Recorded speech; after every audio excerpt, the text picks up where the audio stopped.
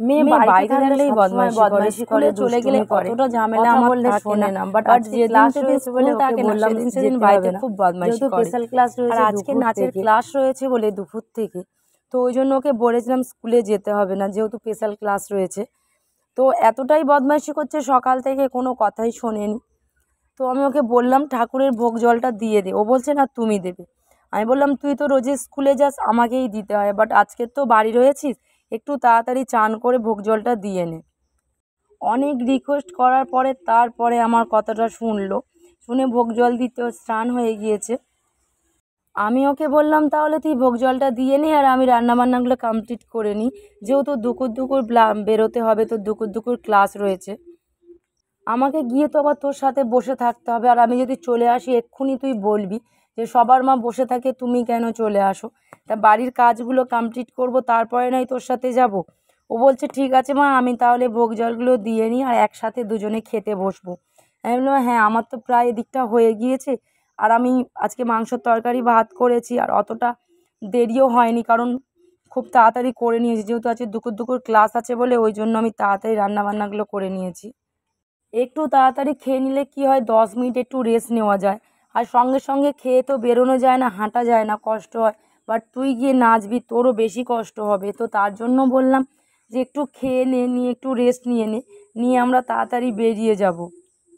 বাড়িতে থাকলে বুঝিয়ে বললে যে মা এটা করে নাও, এটা করলে তাড়াতাড়ি হবে, বুঝিয়ে বললে একটু কথা শোনে, বাট আবার মাঝে মাঝে বদমাইশিটা খুবই করে। আমি ওকে বললাম যে আমি ভাত বাড়ছি, তুই ভোগ জলটা দিয়ে চলে আয়, একসাথে খেয়ে নেব। তার মধ্যে বায়না করছে দেখো, ও এক্ষুনি চাচা বরফ খাবে, মানে যে গোলাপ বরফ যেটাকে বলে। আমি ভাত বেড়ে নিয়ে চলে এসেছি আর ওদিকেও বায়না করছে মা আমি একটুখানি খেয়ে নিই। আমি বললাম ভাত জলগুলো খেয়ে নে, ওখানে যেতে যেতে নয় খেতে খেতে যাবি। ও বলছে না, আমি আগে এটা খাবো, তারপরে ভাত খাবো। যখন মনে করবে যে আমি বদমাইশি করবো তখন করেই যাবে, কোনো কথা শুনবে না। এক এক সময় বুঝিয়ে বললে কথাগুলো শোনে, বাট আর এক সময় খুবই বদমাইশি করে, আমার কথা একটাও শোনে না। আমি ওকে বললাম যে তাড়াতাড়ি ভাতটা খেয়ে নিয়ে 10 মিনিট রেস্ট নে। ও আমার কথাটাই শুনলো না, প্রথম বললো মা ঠিক আছে, আর তারপরে যেই দেখেছে চাচা বরফ যাচ্ছে তখনই বদমাইশিটা শুরু করে দিয়েছে। বলে এইটা খেয়ে নিয়ে আমি ভাত খেয়ে নিয়ে রেস্ট নেব, কতটা বা টাইমটা পাবো, আমাকে তো আবার 2টোর সময় বেরিয়ে যেতে হবে। কথা বললে মেয়েটা একদম শোনে না, কারণ ওপরে ফ্যান চলছে, গরম গরম ভাতটা নিয়ে এসেছি একসাথে খাবো বলে, এটা আবার ঠান্ডা হয়ে যাবে। ওকে বলছি যে ওটা রেখে দে, একেবারে ভাত খেয়ে নিয়ে বেরিয়ে যাওয়ার সময় খাবি, নয় ফ্রিজে রাখ আমাদের।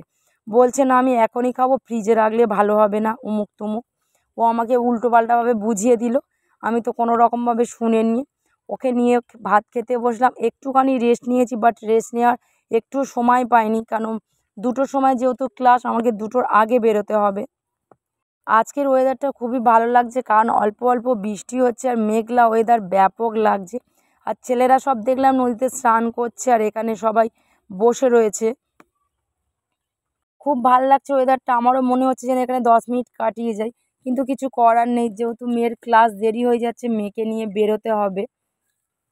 আজকে নদীর জলটা শান্ত হলে কি হবে, একদম ওপর পর্যন্ত চলে এসছে, কোনো কোটাল বা কিছু আছে ওই আমার জানা নেই আজকে কি আছে, বাট খুব ভালো লাগছে আজকে নদীর জলটা ব্যাপক লাগছে।